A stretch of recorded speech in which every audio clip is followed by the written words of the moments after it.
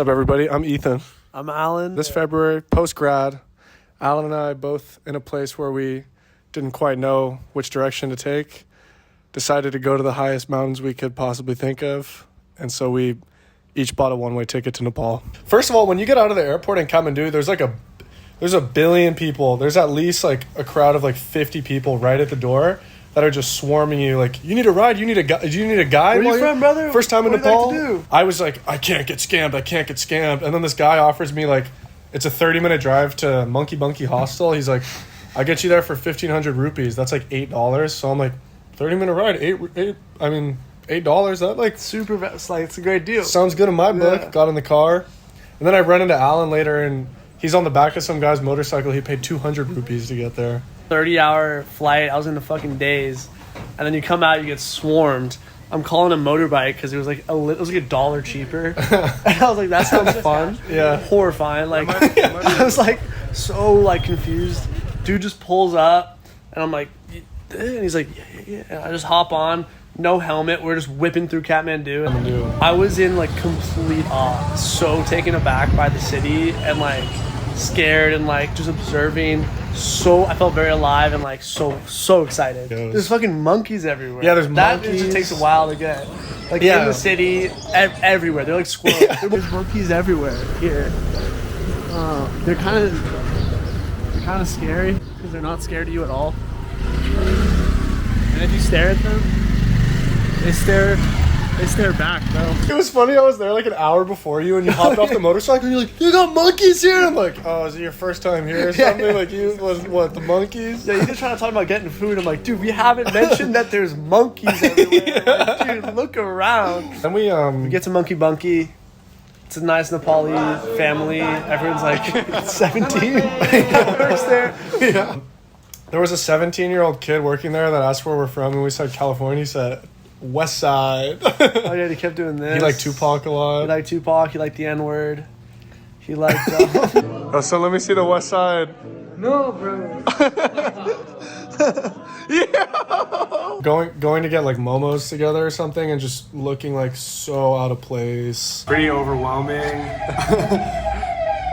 Always things happening. So much going on. Coming off like a 30-hour journey, getting here, and it's like the least familiar place I've ever set foot in.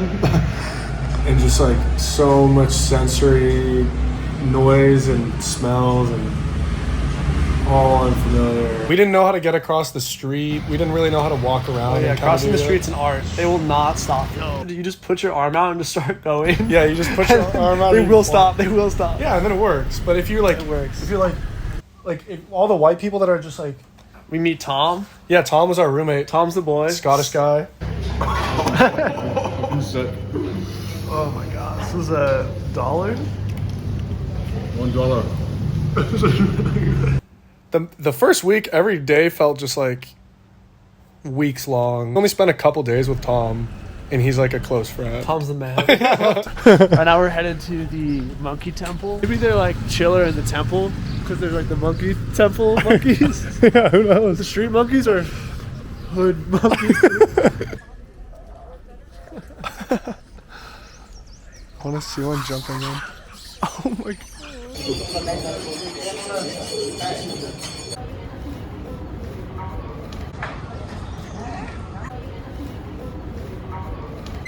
We need some badass gear because it's going to be 10 degrees below freezing at the summit. So we need a lot of cold shit. The Tamel is like in Kathmandu. It's like the tourist center. It's where all the renting shops are to rent like gear. Yeah. Oh yeah, we had to get some gear. And the cool thing about this hike is you could pull up with nothing. Yeah. And enter the Himalayas and just rent everything you need for like $1 a day at these Yeah. shops with like off-brand shit. Never stop exploring. Alright, so we're renting a bunch of stuff right now, guys. Look how much stuff I'm getting. This would be $40,000 at REI. But it's less here. Like renting the stuff is so fun because you're like the bargaining we've never done before. Like you feel bad like trying to like lowball these people when we come in like with like a lot more money, but they're just like we're both laughing as we're bargaining. Yes. We're like 200 and they're like Yeah, And I'm like, yeah, there's like a sense of humor on both sides that I really appreciated. And also, if you don't haggle, then you are going to get totally stripped. all right. A lot of people say it's Gore-Tex, but sometimes it's not. So you gotta dump a little water to see if it actually is water resistant. Let's find out, guys. That's great. That's great. That is Gore-Tex right there.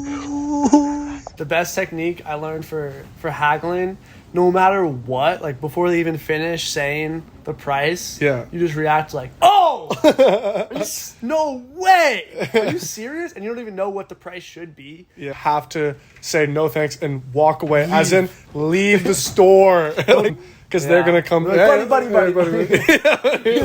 Yeah, it's jacket. Maybe bring your own jacket too. So you don't No trip, Jeremiah. Yeah, the options were limited for my puffer jacket, so I got this ugly ass like neon green jacket. put on his green jacket. He turned into his alter ego. no drip Jeremiah. This guy Duncan, who was awesome. I think he just realized at some point that he could solo travel, and then he took all his money and just has been doing shit all the time. The Poly people love like old classic rock songs. Oh yeah, like American rock. A lot of love for American rock. So there's just like massive, absolutely massive like venue bar thing. Yeah, And it's then like three layers. 3 stories of like this Yeah. live cover band doing like really popular American songs. Packed of Nepali people fucking sing like going nuts. We're taking a 6.5-hour bus to Besi Sahar. This is the starting point of the trek. And then we don't know. We don't really know where we're going or how this works. We're going to figure it out. Right now we're getting tea. In Nepal, it's very lax, you know. There's no rush. There's no like plan. You don't have to be on time. Our hostel has like, let us know if you want a bus ride anywhere. Like, we'll organize it for you. Like, super common. Sweet. Can we get a bus ride to the starting point of the trek? They're like, absolutely. We write our things down. We were like confirmed. We're like texting with him. The next morning we wake up and there's no one in the hostel that works there. Not a single person at the time we were told to meet them. And we're like, shit, this is concerning. Except the 17-year-old kid who we mentioned earlier. We're like, hey, where's the dude that was going to get us the bus? And he's like, I have no idea. And then so we walk outside. In front of our hostel is a bus. And he's like, get in. We're like, what? It's like a big van. It's a van, yeah. Yeah, He's yeah. like, where are you going? We're like, where are you going? He's like, where do you want to go? And we're like, are you the one that was scheduled for us? And this is all in like broken English. Are you the one scheduled for us? And he's like, yeah.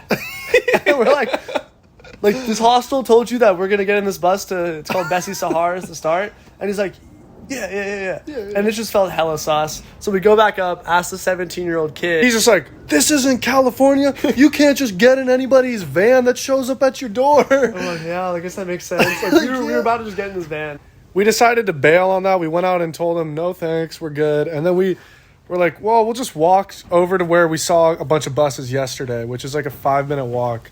So we walk over there and there's like a fuck ton of buses. Like, it's kind of freaking out. We're like, how are we gonna do this? We're in this foreign country. Our ride canceled. Fucking 15-year-old kid. Where y'all going? Where y'all going? Besi Sahar? Come on. And we got our big ass backpacks on. We get in the van and it's packed with people. There's like no room. Every seat is taken, and we're like, he's like 1,000 rupees, and mind you, that's like $6, 8-hour drive or 6-hour drive, $6. We're like, there's no room in the van at all, and he points at the floor. He's like, we got room right here. There's Thankfully, cattle in there. There's just like animals. yeah, we kind of had that sense of urgency of like, we need to get to this place. We don't know how to do it. And we're like, oh, here comes this guy offering us floor space for $6. Yeah, we were ready. But thankfully, we like swung. We're like, yeah, we'll shop around a little bit. Yeah. And then in another 10 seconds, we found like, We got seats. a full bus. A woman in the front with a chicken in her lap, I remember. The buses are one of the like best experiences you can have in Nepal. I think it's one of the most important things to experience. For sure. The song goes fucking hard. We've been blasting music for 7 hours. You stop probably every 4 minutes. And then there's like, what are we calling the scout, the rover? Yeah, there's this guy that we call the rover because He's like- there's like the drivers and the whole family like sits up front in their little cabinet. Oh yeah, there's every business has an entire family running it. Yeah, it's like the whole family.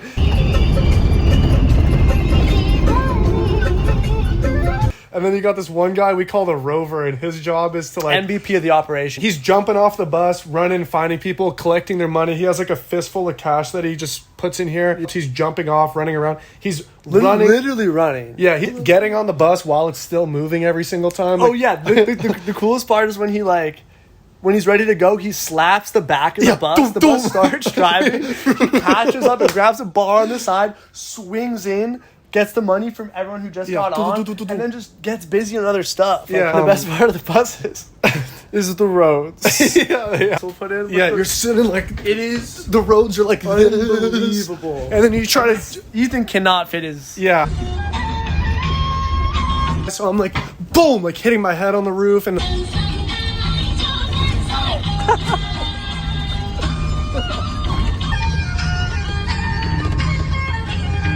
you try to drink your water and it's just like spraying water all over The you. whole time it's Yeah, it's funny.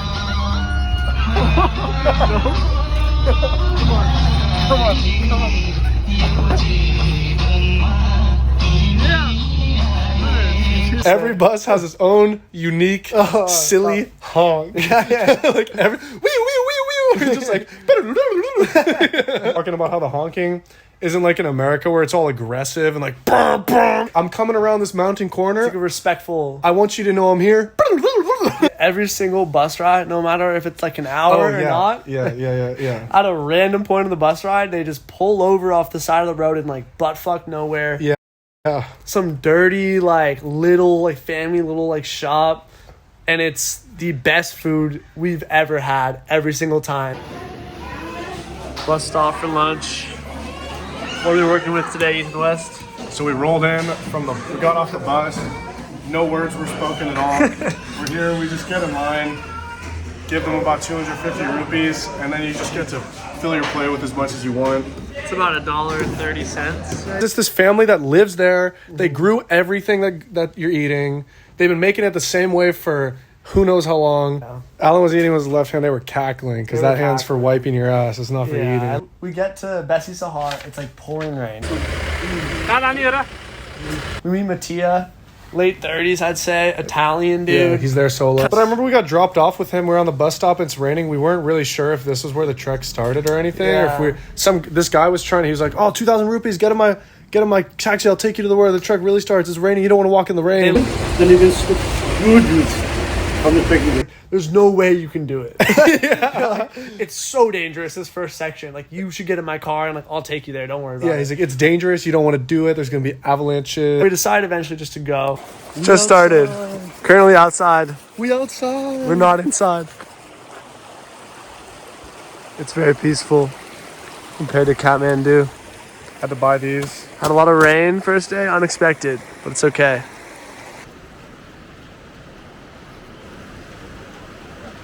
Alan, where are we? We walk into Bulbule, which is our first like little village we stopped in, and we just had an enchanting experience. We're walking in, and this group of kids are getting off of school. They had like their school clothes, their uniforms on, which was just adorable. They're so fucking cute. And they're all running, and they all start going like they all start spinning around. See, and I was like, okay, I'm gonna make friends with these kids easy. You ever in a foreign country, just ask the kids Messi or Ronaldo. Yeah, playing hacky sack with the kids, and then we got into town, and they're like, so excited to show us around. They wanted to show us like the waterfall and the grounds where they play soccer at. Yeah, Dipson's doing backflips and cartwheels and climbing around on shit. He's a killer goalie. He's good at hacky sack. He's good at volleyball. Yeah. We're just hanging out with them, playing Pokemon cards, playing rock paper scissors, just having like an amazing time.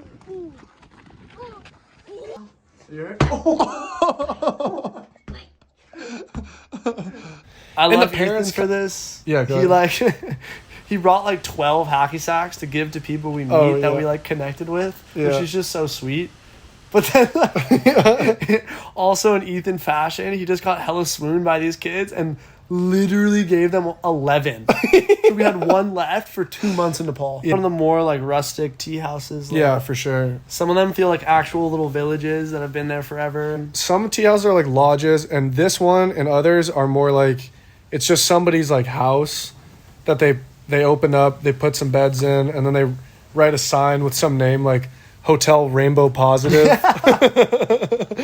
Or like Hotel Everest View. Every time there's a view. And we haven't even mentioned yet about Dalbat that the rule of thumb is that they keep serving you until you're full. And Dalbat is like rice and like a lentil soup with some other toppings. They loved Ethan because he ate. I don't think they've ever seen someone eat as much as he ate.